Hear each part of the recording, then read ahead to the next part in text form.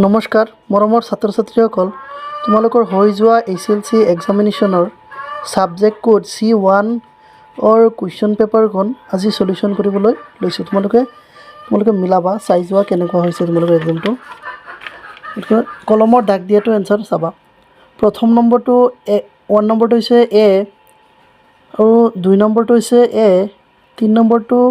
C, option C, 4 নম্বৰটো option C, 5 নম্বৰটো option A, 6 নম্বৰটো অপশ্যন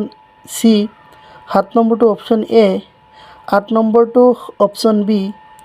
9 নম্বৰটো option C,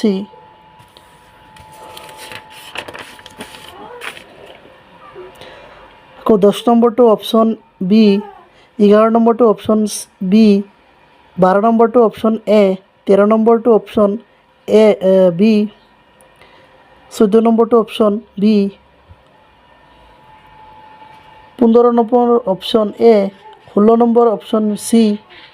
17 number option A, 18 number option D, 19 number option A, 20 নম্বৰৰ option A,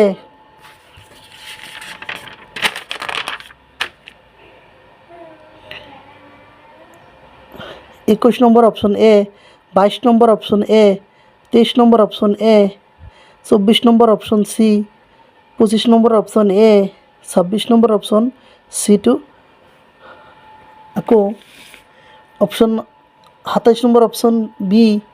28 number option C, 29 number option B, 30 number option C, 31ৰ D, 32 নম্বৰৰ A, option A,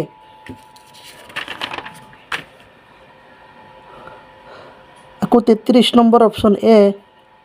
34 number option B,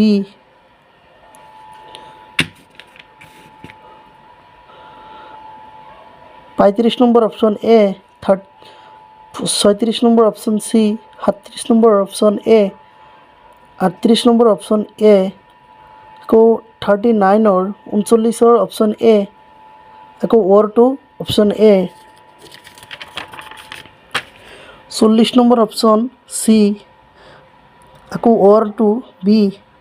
41 নম্বৰৰ option A, 42 number option B,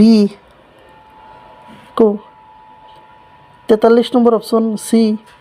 44 number option A, 45 number option